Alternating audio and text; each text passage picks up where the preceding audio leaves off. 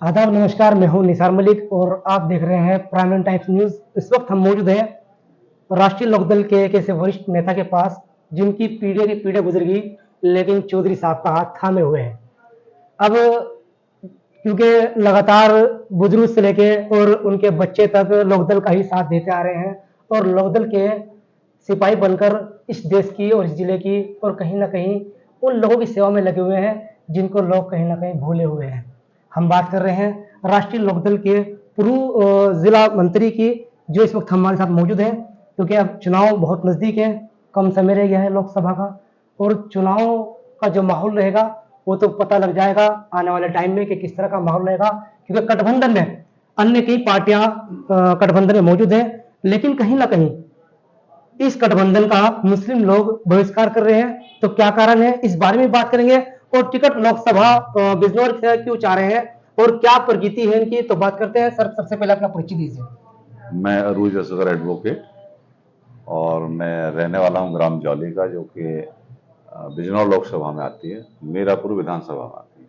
क्योंकि लोकसभा में आती है तो क्यों बिजनौर से आप टिकट की चाह सकते हैं लोकदल से, इसका क्या कारण है? बिजनौर में मेरे फादर ने भी और हमने भी काफ़ी काम किया और बिजनौर में बहुत आना जाना है। और दो कॉन्स्टिट्यूंसी तो बिजनौर की, मुजफ्फरनगर की ही कॉन्स्टिट्यूंसी जो बिजनौर में लग रही है, तुर्काजी और मीरापुर, बाकी 3 कॉन्स्टिट्यूंसी वहाँ हैं। और मुझे याद है कि हमने चुनाव लड़ाया था संजय चौहान जी को लोकदल से, और बड़ा ज़बरदस्त चुनाव लड़ाया और उन्हें कामयाबी भी हासिल हुई। तो अब वो बेचारे हमारे बीच नहीं रहे। उनका लड़का है चंदन चौहान। क्योंकि गठबंधन में बहुत सारी पार्टियां ज्वाइंट्स हैं, कई पार्टियां ज्वाइंट्स हैं, तो काफी जो है डिमांड रखते हैं अपने अपने टिकट के लिए। तो हाँ। आप क्यों सोच रहे हैं कि आपको टिकट मिल जाएगा, ये क्यों चाहते हैं, ऐसी आपके अंदर भावना क्यों है?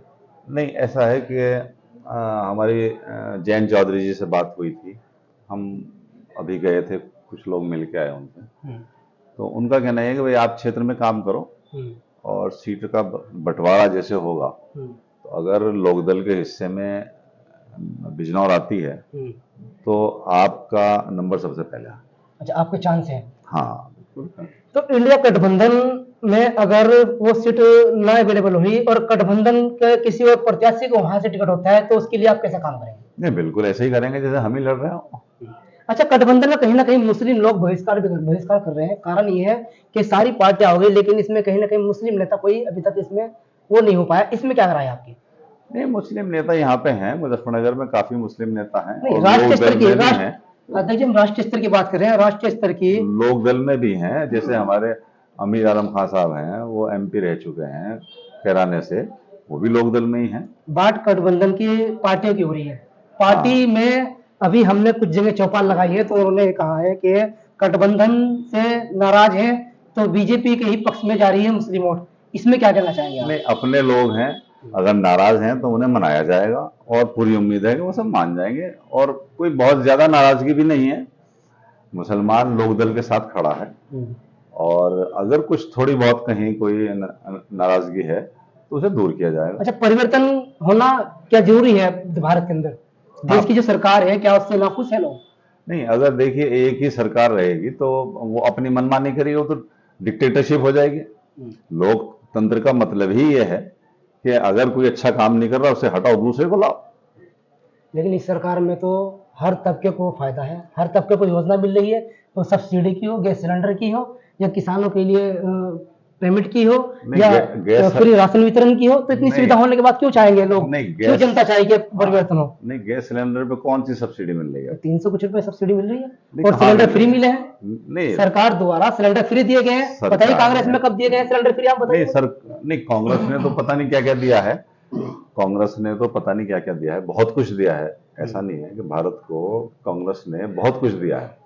भाजपा तो अभी कल की पार्टी है, वरना 1-2 एमपी आ जाया करता था कभी।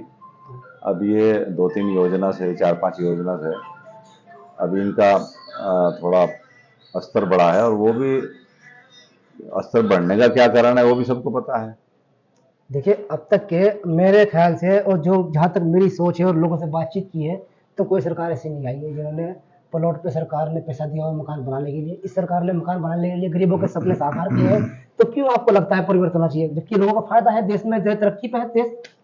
नहीं, कांग्रेस में देखिए लाल बहादुर शास्त्री जैसे प्रधानमंत्री रहे जो बहुत गरीब घर के थे, और हमने पढ़ा है पॉलिटिकल साइंस में कि वो इलाहाबाद के पास के रहने वाले थे एक गांव में, और रोज आना यमुना पार करके और वो तैर के जाया करते थे कॉलेज पढ़ने के लिए, और फिर उन्हें मौका मिला तो वो प्रधानमंत्री बने। कांग्रेस ने ऐसे प्रधानमंत्री भी बनाए जो किसान के बेटे थे, और भाजपा का किसान से कोई मतलब नहीं है। वो जानते ही नहीं कि किसान भी कोई है, जबकि भारत देश जो है वो कृषि प्रधान देश है। 75% से ज्यादा व्यक्ति यहाँ पर कृषि पर निर्भर है, लेकिन कोई योजना किसानों के लिए नहीं है। आज ट्रैक्टर की कीमत 8 लाख रुपए है, तो किसान ले सकता है 8 लाख रुपए का ट्रैक्टर? नहीं क्या ले लगता है 2024 में कहीं आप झटका देना चाहे, गठबंधन झटका दे सकता है बीजेपी को? बिल्कुल बिल्कुल। आने वाला समय जो है वो गठबंधन का ही है, और गठबंधन की ही सरकार बनेगी। गठबंधन पे निर्भर आप इतना हो रहे हैं कि भारतीय जनता पार्टी अपना एक अलग छवि बनाए हुए देश के अंदर, क्योंकि इस देश के अंदर कुछ प्रदेशों में जहां पर क्राइम दुनिया भर का था, जहां पर बहन बेटे निकलते डरती थी, आज खुले जो है आजाद घूम रही हैं, कोई टेंशन नहीं है, क्राइम खत्म हो चुका है। तो क्यों आप ऐसा मतलब लगता है कि बीजेपी में कहीं ना कहीं खामियां है, क्योंकि जो क्राइम खत्म हुआ है उसको नजरअंदाज नहीं किया जा सकता। नहीं, क्राइम खत्म कहाँ हुआ? अभी तो आप नीचे से आए होंगे, कचहरी है, कितनी भीड़ है? तो क्राइम तो हो रहा है, इसलिए तो भीड़ है, इसीलिए तो भीड़ है। आप देख रहे हैं मेला भर रहा है, तो क्राइम कमी नहीं हुआ। हाँ,